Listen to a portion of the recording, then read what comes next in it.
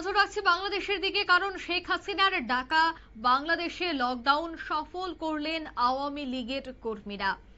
আপনারা সেই ছবি দেখতে পাচ্ছেন। আজ সকাল থেকে নীরব নিস্তব্ধ ছিল বাংলাদেশের ঢাকা। সেনার সামনেই জয় বাংলা স্লোগান তুললেন আওয়ামী লীগের কর্মীরা। লকডাউন সফলতা দেখে এবার চিন্তায় পড়লেন জামাত বিএনপিরা। পুলিশের সামনেই কিন্তু জয় বাংলা স্লোগান তুলেন কর্মী সমর্থকরা এবং হাসিনার ডাকা সেই লকডাউন আজ সফল বলেই জানাচ্ছেন আওয়ামী লীগের কর্মীরা। নাম বলতে অনিচ্ছুক একজন আওয়ামী লীগের নেতা অডিও বার্তায় কি বললেন এই লকডাউনকে নিয়ে শোনাবো।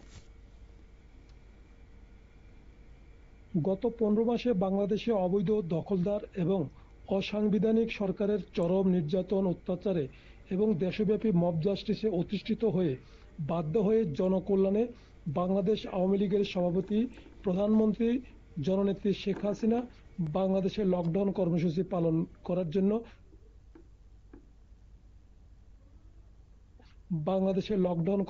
পালন করার জন্য প্রতিটি নেতা কর্মীদের নির্দেশ দেন।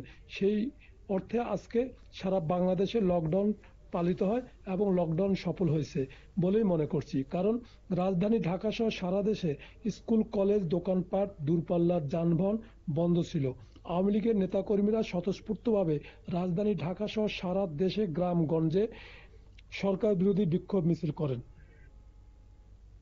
আপনারা শুনলেন সেই অডিও বার্তা, যেখানে তিনি স্পষ্ট বললেন যে এই লকডাউন সফল হয়েছে, সাফল্যমণ্ডিত হয়েছে। আর তাতেই কিন্তু এবার রাজনৈতিক বিশ্লেষকদের মত যে বিএনপি এবং জামাতের কিন্তু কপালে চিন্তার ভাঁজ।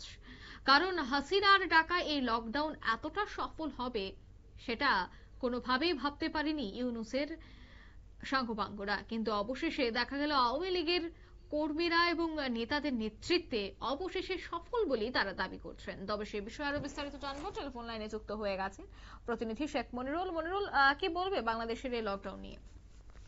দেখো, আজকে আওয়ামী লীগের ডাকা যে লকডাউন, সেই লকডাউন কার্যত যে সফল তার ছবি কথা বলছে। একটা প্রবাদে আছে, ছবি কথা বলে। আজকে ঢাকা শহরে যে জায়গাতে 12টার পর 3 ধরনের জায়গা থাকে না, সেই জায়গাতেও প্রায় সম্পূর্ণ ফাঁকা। দু একটা সরকারি বাস রয়েছে, তাছাড়া কিন্তু যে পরিবহন, সেই পরিবহন কিন্তু ছিল না। বাজার ঘাট সবটাই আজকে বন্ধ ছিল।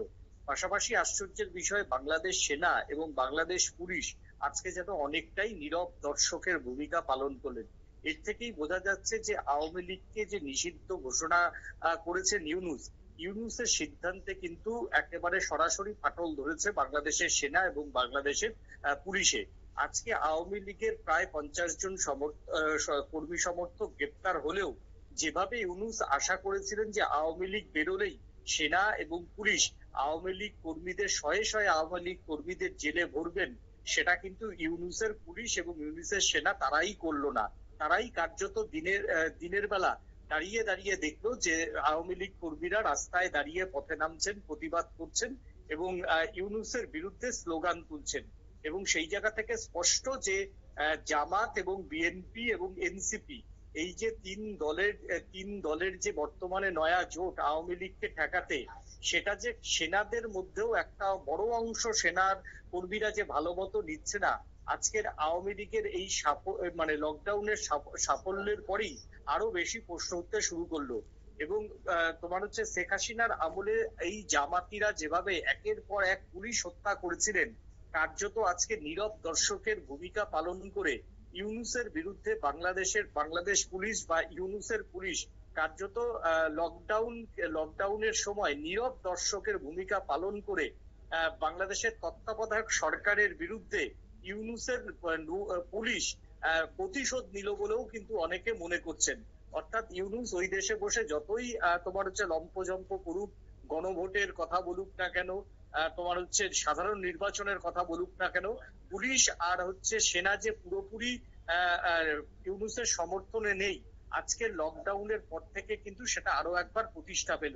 সেই সঙ্গে আজকের এই লকডাউনের সাফল্যের পর নতুন করে চিন্তায় পড়লেন ইউনূস সহ তার যে সরকারের যারা সাঙ্গপাঙ্গরা রয়েছে তারা। একদমই, ধন্যবাদ। অর্থাৎ শেখ হাসিনার ডাকা লকডাউন সফল করতে আওয়ামী লীগের কর্মীরা আজ মাঠে নেমে তা সফল করে দেখালেন এবং তাতেই আগামী দিনের নির্বাচনে কিন্তু এবার ভাবাচ্ছে ইউনূসকে। নিয়ে নিচ্ছি ছোট্ট একটি বিজ্ঞাপন বিরতির সঙ্গে থাকুন।